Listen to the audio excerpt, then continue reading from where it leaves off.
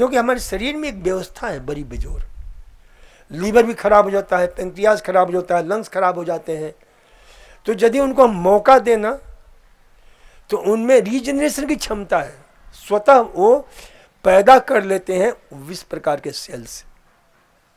लेकिन हमें मौका देना पड़ेगा, हमें उन्हें जो है। तो इसलिए इसे ध्यान रखा करो कि डायबिटीज में, किसी प्रकार की डायबिटीज हो तो उसे ठीक करने में प्राकृतिक योग चिकित्सा। अब प्राकृतिक चिकित्सा में विशेष रूप से ध्यान रखो, हम क्या करते हैं, आपने देखा होगा ना, इधर लीवर है और इधर पेंक्रियास है। लीवर कहाँ है? लीवर किस साइड में है? हैं? हाँ, दाहिनी तरफ। और कहाँ पर है? तो ये जो है ना पसली है, पसली के ठीक नीचे है। अब देखो ये अंदर घुस जाता है, कोई तकलीफ नहीं होती है, दर्द नहीं होता है, तो अपने जांच भी कर सकते हो कि लीवर हमारा ठीक जगह पर है। जिनका लीवर बड़ा होता है तो क्या होता है, अब इसको दबाओगे दर्द होगा, दबाओगे छोड़ोगे तो दर्द होगा। लेटा कर भी जांच करते हैं। तो ये लीवर जो है ना, ध्यान रखा करो कि इस लीवर को पेंक्रियास किधर है? आपके ठीक बाएं साइड में है। तो हम क्या करते हैं, simultaneous hot cold compress pancreas and liver. ये हर डायबिटीज वाले रोगी को सीख लेना चाहिए। तो यहाँ गर्म रखा, यहाँ ठंडा रखा, फिर यहाँ गर्म रखा, फिर ये ठंडा रखा, simultaneous alternative hot cold compress, यानी एक साथ गर्म ठंडा कंप्रेस। तो इससे क्या होता है, गर्म ठंडा करने से, इस प्रक्रिया को भी समझ लो, गर्म से कोई चीज फैलता है, ठंडे से सिकुड़ता है। कभी देखा होगा पैर जो है ना, गर्म पानी में रखो तो कैसा हो जाएगा, बिल्कुल लाल हो जाएगा। कभी देखा है कि नहीं देखा है? ठंडे में रखो तो लालिमा खत्म हो जाती है, थोड़ा सा पीले रंग का हो जाता है, थोड़ा सा नीले रंग का हो जाता है। क्यों? खून अंदरूनी हिस्से में चला जाता है। गर्म में रखो तो खून क्या होता है, बाहर आ जाता है। और एक सूत्र हमेशा याद रखो, जहां फ्लो है वहां ग्लो है। Where there is flow there is glow. जिस अंग में फ्लो का डिस्टर्बेंस होता है वह अंग, उस अंग का ग्लो खत्म हो जाता है। तो अभी हमारे लीवर और पेंक्रियास का फ्लो क्या हो गया कि डिस्टर्ब हो गया है। तो गरम ठंडा, ठंडा गरम, गरम ठंडा 4-5 बार करो। हो सके तो पीछे भी करो, क्योंकि पीछे भी इसका कुछ हिस्सा है लीवर का। जैसे लीवर का सिर्फ करना है तो यहाँ गर्म किया, पीछे ठंडा किया, यहाँ ठंडा किया, पीछे गर्म किया।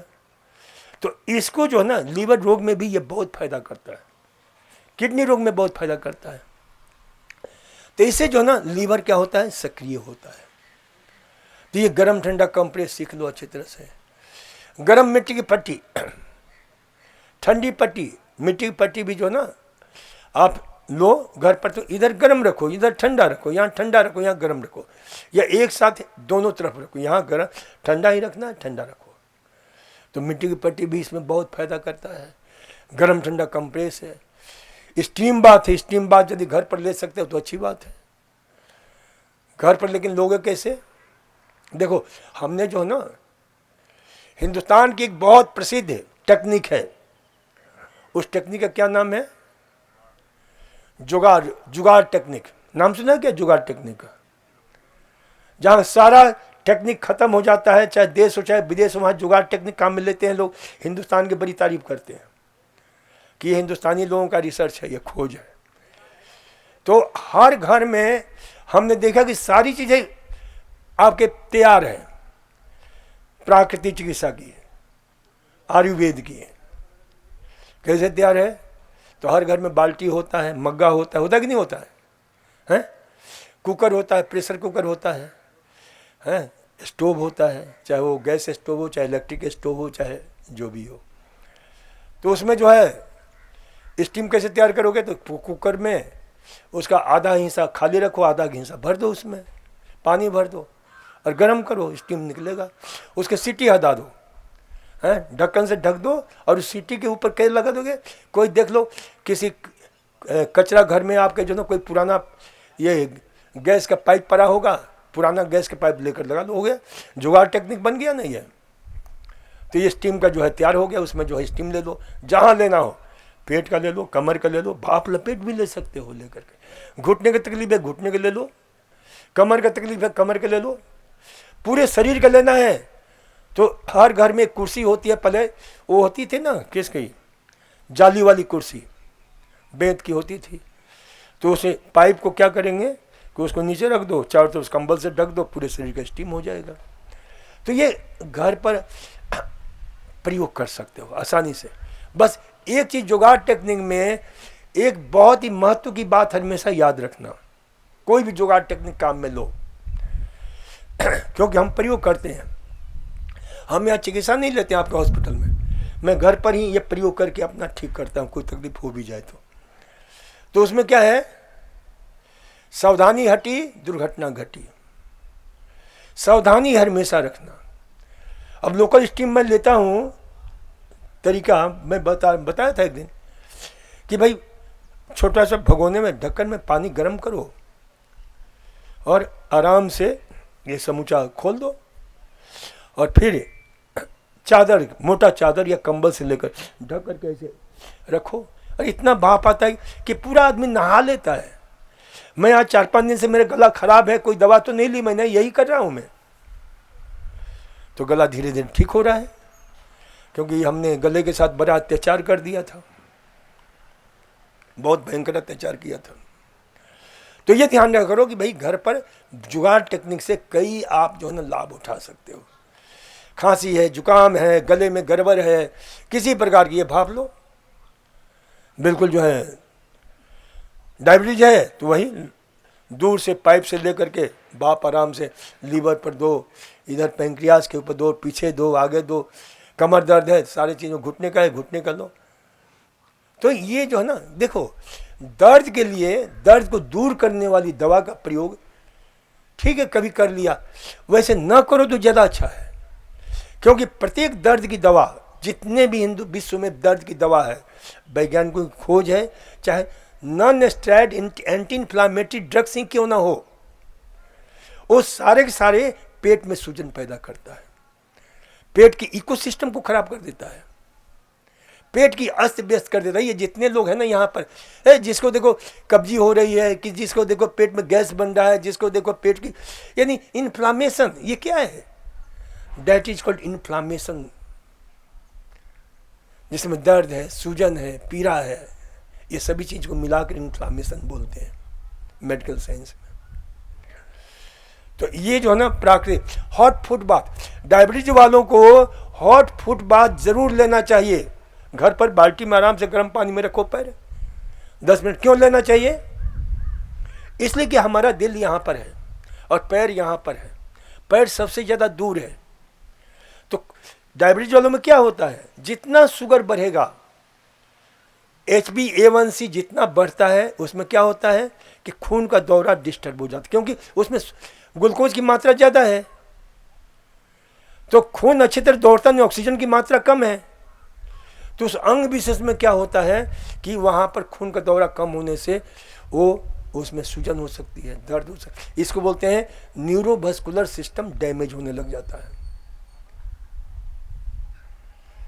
तो इसलिए जो है ना फुट बाथ लेना अत्यंत जरूरी है। घर पर भी रोज रात को फुट बाथ डायबिटीज वाले रोगी को 10-15 मिनट लेना चाहिए, ताकि पैर की तरफ सर्कुलेशन बढ़ा रहे। नहीं तो पैर में थोड़ा सा भी घाव हुआ तो जानलेवा सिद्ध हो सकता है, गैंग्रीन हो सकता है, आपके जो पैर तक कटवाने पड़ जाते हैं लोगों को। तो इसलिए फुट बाथ, लेकिन ध्यान रखना फुट बाथ लेने के बाद में थोड़ा सा भी पानी नहीं बचना चाहिए पैर में, अच्छी तरह से पोंछ करके सुखा देना चाहिए, क्योंकि जहां पानी बचेगा तो इन्फेक्शन होने की संभावना रहती है, फंगल इन्फेक्शन होने की संभावना रहती है। क्योंकि डायबिटीज वालों को ध्यान रखना, जितने कीटाणु है, जितने रोगाणु है ना, चाहे वायरस हो, चाहे बैक्टीरिया हो, चाहे फंगस हो, ये सब, क्योंकि आप लोगों को मीठा अच्छा लगता है, तो जितने कीटाणु वो भी बड़े मीठे पसंद करते हैं। और डायबिटीज वालों का शरीर क्या होता है, उनके शरीर से एक विशेष प्रकार की सुगंध आती है मिठास की, जो एसीटोन की सुगंध होती है, जो आपके कीटोन की सुगंध होती है। तो जितने डायबिटीज वाले रोगी होते हैं ना, तो कीटाणु रोगाणु से ज़्यादा ग्रस्त होते हैं। मेरी बात समझ में आ रही कि नहीं है? तो इसलिए जो है इसे ध्यान रखना है कि शरीर हमेशा ड्राई रहना चाहिए ताकि उनको पनपने का मौका नहीं मिले। फुट बाथ रोज लेना चाहिए। तो ये जो है ना चिकित्सा आपको हमने बताया। और यहाँ पर आते हो तो हमारी बहुत सारी चिकित्सा पद्धतियाँ हैं, उनका प्रयोग करो। डायबिटीज के लिए जो है घर पर भी आप एनिमा ले सकते हो। कैसे नीम के पानी का एनिमा लो, आपके जो है करेले के रस का एनिमा लो, या जो है डायबिटीज की जो हमारी गोलियां हैं उनकी ले लो, चिरायता कुटकी का एनिमा ले लो। ये सारे एनिमा आप आराम से ले सकते हो। तो ये एनिमा जो है ना क्या करेगा कि आपके शुगर को नियंत्रित करता है।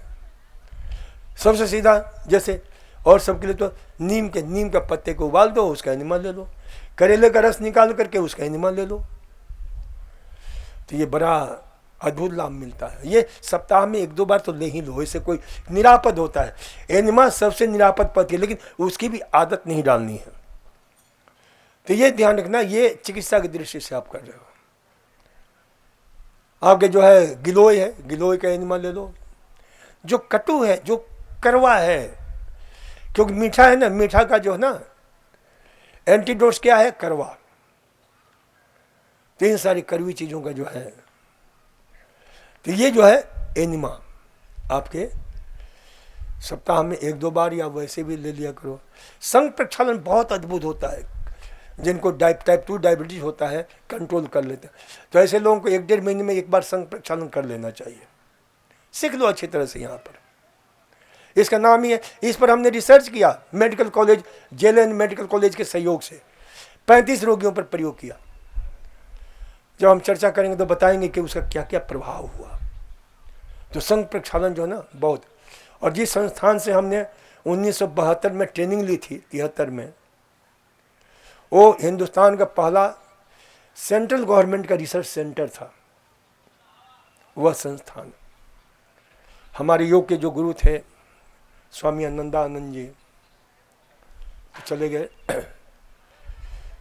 तो जो है एक जैसे हमारे परम श्रद्धेय पूज्यास्पद स्वामी जी हैं, वैज्ञानिक सोच, उनकी वैज्ञानिक सोच। और राजस्थान सरकार का पहला फ्री में वो रोगियों का पहला हॉस्पिटल खुला था, जो बिना सरकार खर्च करती थी। और सेंट्रल गवर्नमेंट का central council for medical research, उनके अंडर में रिसर्च करीब 10-12 साल तक चला। उसमें डायबिटीज, गैस्ट्रोइंटेस्टाइनल डिजॉर्डर्स, अस्थमा पर रिसर्च हुए। तो ये जो है ना, ये ध्यान रखा करो कि इसमें संघ प्रक्षालन। और यहाँ भी काफ़ी खोजें हो रही हैं हमारे स्वामी जी के सानिध्य में, क्योंकि स्वामी जी विशुद्ध वैज्ञानिक, योग वैज्ञानिक है।